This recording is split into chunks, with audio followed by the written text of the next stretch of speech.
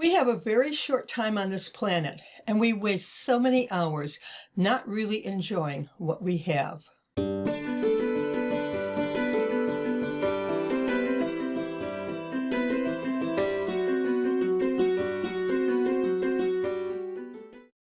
Hi, I'm Linda Watson Call.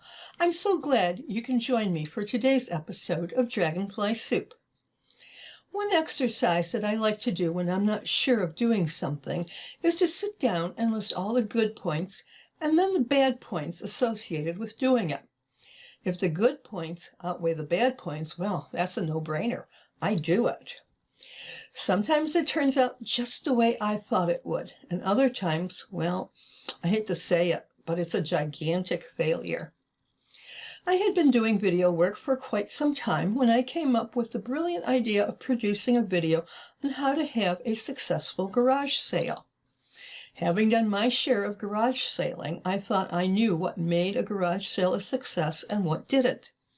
I also had a few pet peeves, like not taking the signs down right after the sale. I thought that needed to be addressed too. I had already received awards for many of my corporate training videos, so I felt that this video would be a winner and the sales would just come rolling in. I did all the prep work of writing a script, got my friends and family to star in the video. One of my professional friends even offered to shoot the video for me. This was going to be a hands-down winner, right? Not really. Yes, the shoot went well, the video was good. The editing and production was easy. I got a professional artist to do the jacket, and I priced it based on a comparison of other similar videos. I decided that I should probably start small, so I only got 1,000 copies made.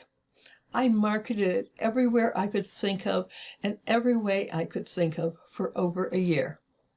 I did make some sales, but there are still 957 unopened VHS videos sitting in my basement today. And who even has a VHS video player these days? Well, in case you're interested in this failure, the link is below. The point is, I had an idea.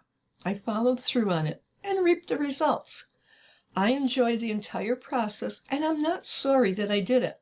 I even learned a few things from doing it.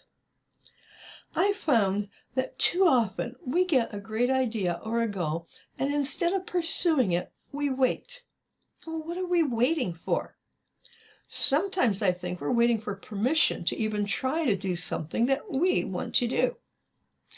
You know, I knew a couple who had an idea of purchasing homes that needed repair. You know, those fixer-uppers. They wanted to purchase them, fix them up, and then resell them at a profit. Great idea. But it never happened. They would see a home that was for sale, look at it, and decide the asking price was too high. Then they would sit and wait, saying things like, I know they'll never get that price for that house. We're going to wait until the owners drop the price. Then we'll get it. Well, the owners never dropped the price. No, they didn't get their asking price either, but someone else put a bid in at what they thought would be the appropriate price for that house, and they got that house. So what was this couple waiting for? Someone to tell them the next steps? Give them permission to enter a lower bid? After a few years of playing this waiting game, they decided that this wasn't such a good idea after all. I think about the years they wasted, the years they could have been doing something they enjoyed, their dream of fixing up these houses. I have another friend who had a goal of starting her own pastry shop. Everyone she knew thought it was a great idea, since her pies, cakes, and other pastries were always the hit of any gathering that she brought them to. I asked her how her business plan was developing. The answer was always the same. I'm still doing research. A good plan. Starting a business depends on doing research and making sure that it's viable and writing a good business plan. But this process really shouldn't take more than 6 months to a year. It's been 3 years now. Still no pastry shop. She's still researching. Or maybe she's waiting for permission from someone. I'm not sure. But one thing I'm sure of, though, is the only person who needs to give you permission to go after your goal is you. You have to decide that this goal is worthwhile and then do it. We're all familiar with J.K. Rowling and her phenomenally successful Harry Potter books. She got the idea for these books and enjoyed crafting them for a number of years. Then, as a single struggling mother on welfare, she decided to send her manuscript in to a book publisher. The first publisher didn't accept her manuscript, and neither did the second. But she continued, and eventually a publisher accepted her manuscript and published it. The rest, as they say, is history. Rowling contacted a publisher without asking anyone for permission. It was something she decided that she had to do. I'm sure she didn't enjoy struggling on welfare with a young child, but she did enjoy writing the books, and she is now enjoying her life.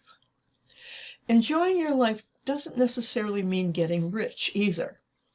I watched the last MasterChef series and was in awe of some of the contestants. As they participated in the challenges, they were also interviewed. The common thread that most of them had was they believed in themselves.